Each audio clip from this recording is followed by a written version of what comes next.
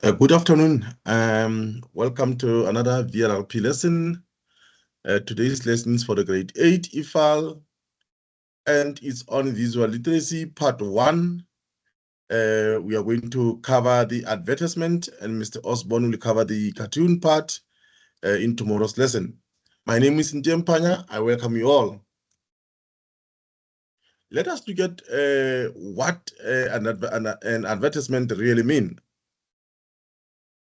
It means a public notice or announcement promoting, which can be improving or raising higher a product, service, event, or even job vacancies.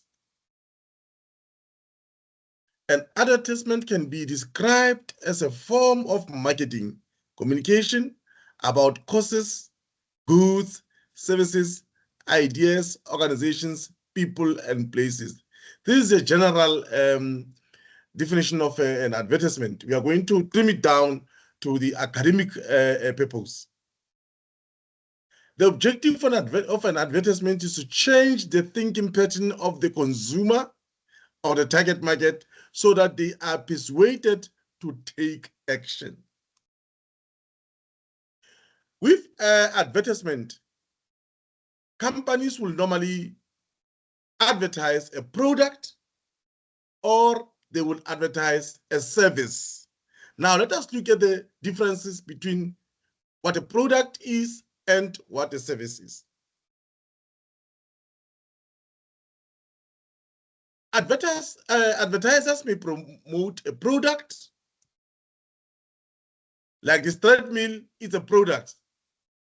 You can touch it. You can see it. You can feel it. This product, the treadmill, is aimed at people who are interested in living healthy lifestyle. That's why it is advertised. On the same breath, advertisers may also promote a service, something abstract like mathematics, something abstract. Like Megabus here, Megabus here is not advertising a bus, which is a product, but it is advertising a service aimed at people who prefer long distance traveling road. Remember, teachers, we have to be specific. It will not be enough to say this service is aimed at people or who prefer long distance traveling. And you stop there. At the name of the company is Megabus. So we know that the bus uses road to travel or for traveling. Therefore, it is for people who prefer long distance traveling by road. When you teach your learners, please start first with features of an advertisement. We are going to look at 9 of them. The first one being the target market. This is the group of people that an advertiser is trying to reach. It is targeting this group of people. Advertisers target certain groups within the society for their products. These people may be divided into age, gender, social status, and activities that they prefer. Advertisers use the fact that buyers classify themselves. Sometimes we as buyers classify ourselves, especially socially, in order to create adverts to appeal to those classified groups. E.g., we have teens, we have computer geeks or gurus, stay-at-home mothers, jet setters, corporates, etc. These are what? Classified groups that are mainly targeted by the advertisers or companies. The second feature is the AIDA principle, AIDA. Now, A stands for attention, I stands for interest, D stands for desire, and another A stands for, or the last A stands for action. This is the principle that advertisers or companies use in order to do what? To sell or market their products. Now, let us look at each an individual principle here, starting with attention.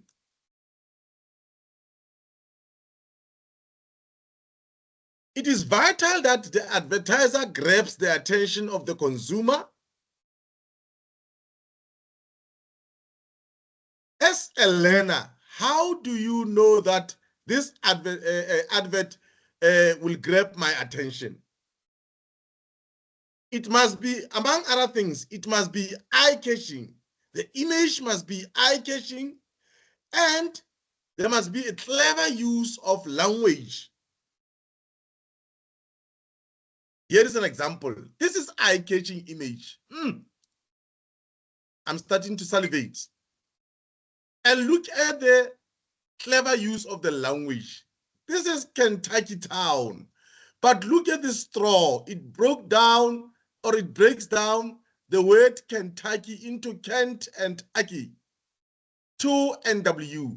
If you glance quickly at this, it may appear as if it is lucky win.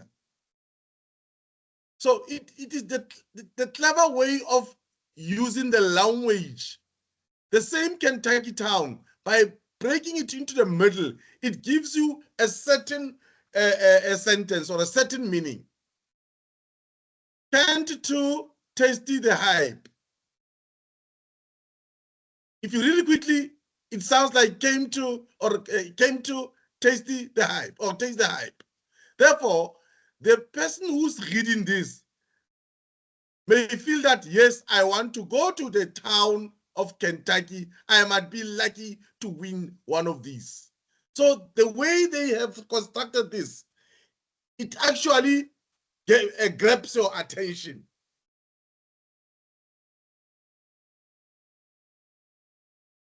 The second letter, the I, is for interest. Once the customer's attention has been attracted, once the advertiser has attracted your attention, they must sustain it. They must make sure that they sustain it through creating a sustainable interest throughout the advertisement. How do they do this? They do it so that you may feel compelled to read on. They're using two techniques in doing this. The visual technique, or which is colorful or attractive photographs. Linguistic technique with punchy headlines. Now, when you look at this bus, it is very colorful with a mascot there towards the end. This surely will make you look at it for a longer time, and then you will start reading, proudly transporting our valued customer to more than 100 locations worldwide. Stay connected. It's a punchy headline. Stay connected. Don't go away. Stay connected. How do you stay connected? By driving in this bus. This is how your interest is kept on the advertisement. The third letter is D for desire. Advertisers also appeal to basic human desires or needs. There's no way that you can live without desiring something or being in need of another thing. They hint that desires or needs will be met if their product is purchased. This is a basic human desire: a healthy lifestyle, yoga, You need this to lose weight or to keep in shape. Therefore, there's no way that you can not desire to look like this young lady here. Or a lot of people, summer is coming, a lot of people will like to see themselves in this shape. Therefore, it's a basic human desire. Then the last principle is action. Not only must advertisers get the attention of the consumer, but they also need to ensure that the consumer acts in response to the advert. They use gimmicks, informal language, emotive language, and informative language. Let's look what are the gimmicks. Things like buy one, get one free, under 31 rand, while stocks last. Informal language, quick bites. Sometimes they will use, for instance, with your Nando's adverts, they normally use informal language. Emotive language, they appeal to your emotion. They tap into your emotions and use emotional language. You will not be a man if you don't use certain products. It's emotional. You feel that I want to use this to become a man. And informative language, they would like to give you more information on something. Like the cheese bite cheese is 27.90 rand. The quick bite barbecue is 25.90 rand. They give you more information on the product itself. Because it's under 31 rand, they've given you a lot of prices which are under 31 rand. Why not 30 rand? The clever way of advertising. So, as a learner, when you come across an advert, say in a test, your question 2 or 3, remember the AIDA principle. Try to look for all these 4 principles that the advertisers use in each and every advert. There might be 3 or there might be 4 of them or 2, but there must be 1 in each and every advert that will appear in the question paper. Let's continue. The 4th one is the copy, the actual writing. Look at any writing on the advertisement. What sort of language is it using? How informative or persuasive is the text? What are the keywords? What is the slogan?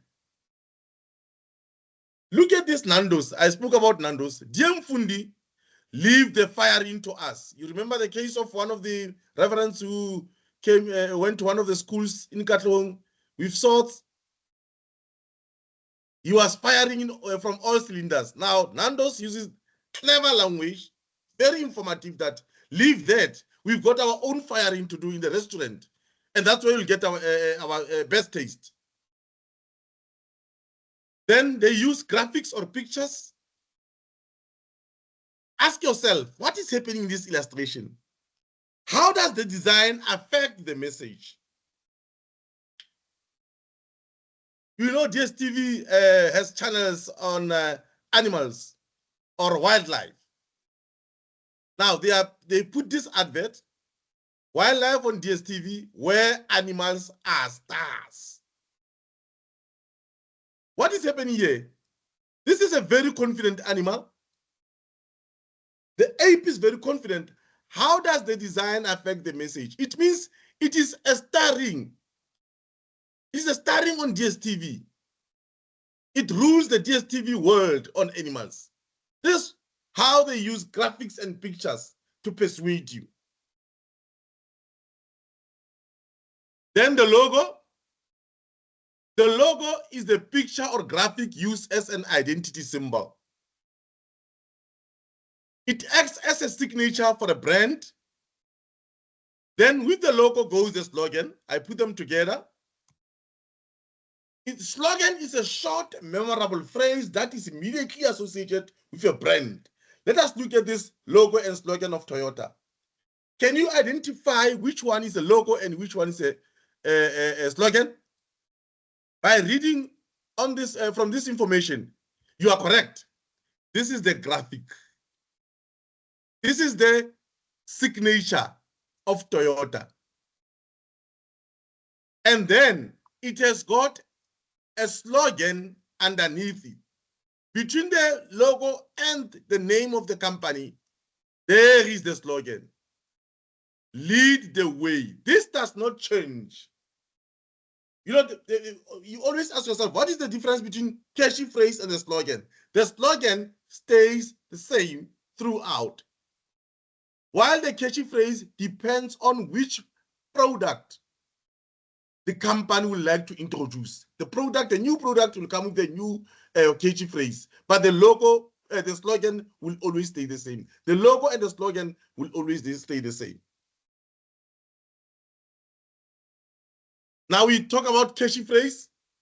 It's a clever or witty phrase designed to attract the public and which does not necessarily appear in every advert for that product. I've already told you. Clever wording also goes with catchy phrase. Using alliterations, check for figures of speech, rhetorical questions, or a simile to keep the reader interested. Some adverts use a lot of figurative language. Aha. Here is catchy phrase. Wacky Wednesday. We know that this is the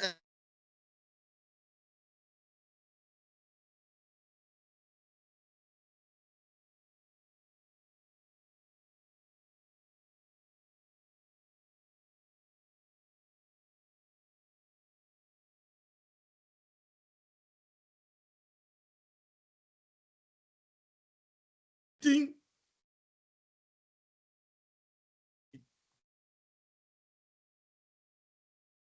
Right, let me quickly go back. Seems like I lost contact or a connection.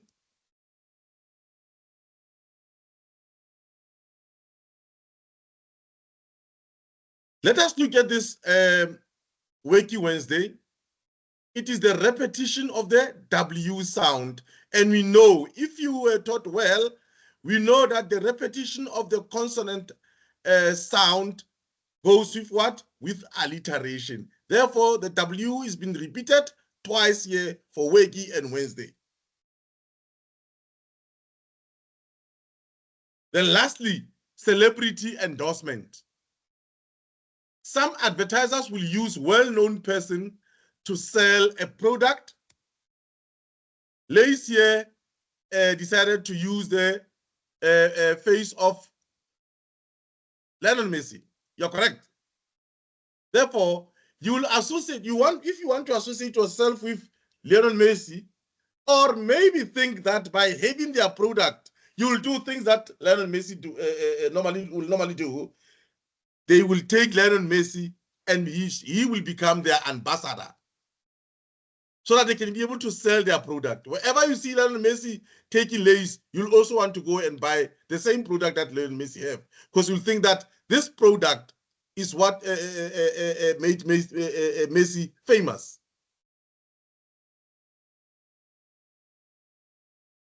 Thank you very much. We have come to the end of our lesson. I hope that you gained some knowledge and new information. But before we leave, we have our teach and assess strategy, in which you'll have to use the link or scan the QR code to get to our quiz. Until we meet again next time, I wish you a wonderful Monday afternoon. Keep studying and goodbye.